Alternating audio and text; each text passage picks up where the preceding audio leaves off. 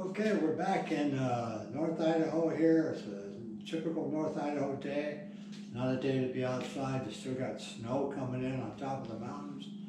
Spring has not sprung.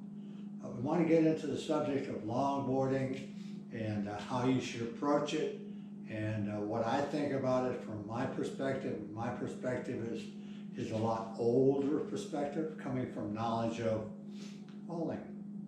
So we fall a lot when we snowboard, we fall a lot when we do any type of roller board type sport, whether it be a longboard, skateboard, roller blades, roller skates, ice skates, whatever, and including motorcycle riding. So of the three, obviously I'm a snowboarder, I'm a skier, I'm a longboarder to some extent, and I also ride a motorcycle, and I ride recumbent bicycles. So all of those things involve falling.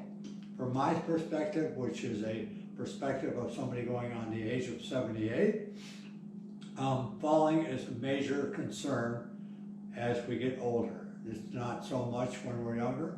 Let's go back to the beginning. We start out crawling, we fall. We learn to walk, we fall. We learn to run, we fall. But as we age, falling becomes more critical to our environment, to our health and our longevity. So for longevity, etc., we want to stay on our feet. But we can't be afraid to fall during one of these sports, but we need to think about protection. So what we're going to talk about today is how to protect yourself while longboarding or snowboarding, transfer or whatever, and what the effects of gravity, momentum, and speed have to do with your success or your failure. So I see a lot of people here in the neighborhood. I live in a kind of a closed loop neighborhood. We've got a mile and 2/10 around the lake, which is a 15-mile-an-hour road. We have a lot of cul-de-sacs and entrances from the sides, where we have graduating type hills from very mundane to much steeper, much faster. The thing that bothers me the most in a neighborhood here, and could be in your own, that people on longboards go out, they get to the top of their hill, and they're all charged up with adrenaline, and they point it down and they hit a corner and they make a turn. A lot of corners here that the kids are using are blind. Nobody sees you leave that cul-de-sac at the top, and as you venture out onto the road, you become a traffic hazard to yourself and to the vehicle. No driver wants to be responsible for hitting you. No boarder wants to be responsible for killing themselves. So we're talking serious now. So safety, fun, and learning, and that's how you should be approaching this. Safety being prominent no matter what level of this you are used to doing or have done or you're going to get into. After that, you want to have fun and you want to learn a little something. But we do this all from a basic foundation of everything we already know about during life. So we'll talk about some of those things.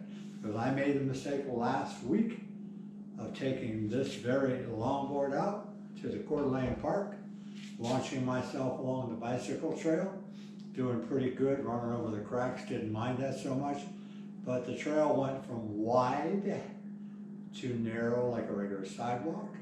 I had to make turns I wasn't expecting because I didn't expect my route and know my route ahead of time, and that even in the neighborhoods you should know. You should look and see if your streets are littered with small rocks, big rocks, acorns, or whatever. All of those can interfere with a wheel and put you down hard. So I want you to think about that. Anyhow, so let's get into the longboard itself and what's good. So I have this longboard here. It's a land yacht with large wheels. It's meant for speed.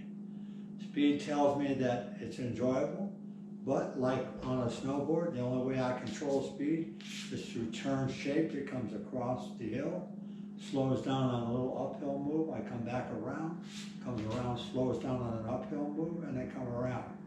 Anything that's coming through this line here, which follows gravity and the natural pull and flow of water, is going to have speed. And you have to be able to stop in order to function on one of these for any length of time. So in the neighborhood, let's talk about stopping. How do you stop one of these things? Well, you should have a pair of shoes. On this particular board, the only way I can possibly stop it is to take the foot that's on the back of the board, put it down until it meets the concrete, and then put the heel down, let the toe slide down while everything slides together. Now, let's take a look at this shoe. This shoe right here, you might walk on a trail with. It has all these knobs. You can hear them, you can see them, you can feel them. If this was on the deck, and this deck was concrete, you can see it doesn't stop.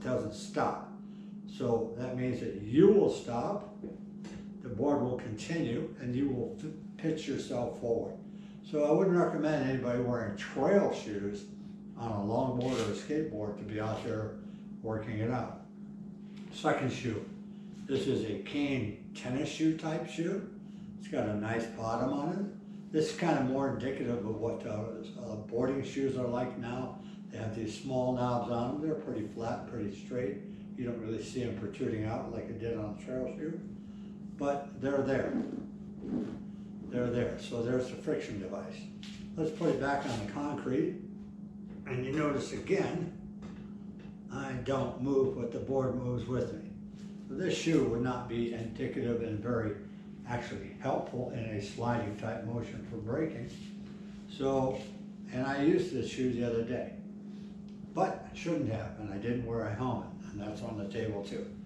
So I do have the DC slide shoes and stuff, skateboarding shoes. So, you know, it could be on a skateboard or a longboard, whatever.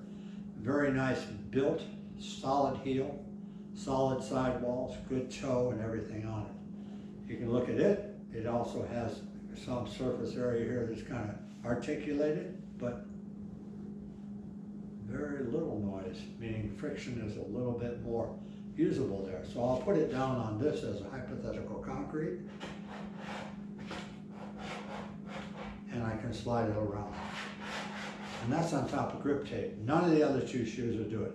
Barefooted. Are you out of your mind? Barefooted? But I see kids doing it. Don't let them do it.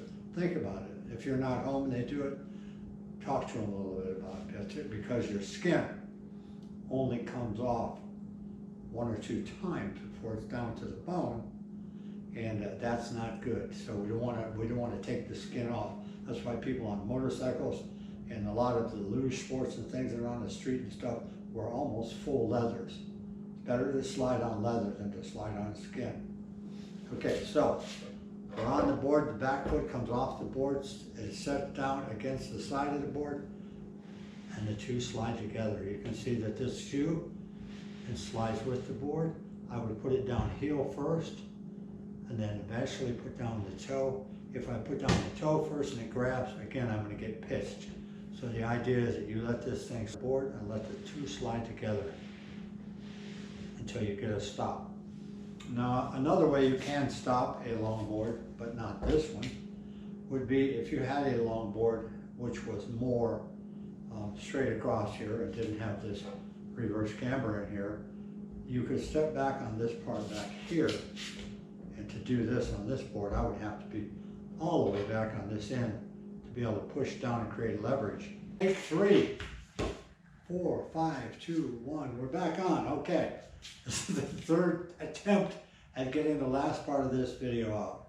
So the last part of the video is about what you should do to protect yourself. You guys play volleyball, you play basketball, you do things on wood floors, and you slide, you play all of those sports.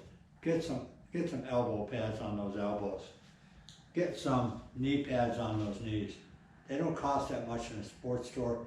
They're far cheaper than getting your skin taken care of or possibly getting stitches. And even an infection from something that happened.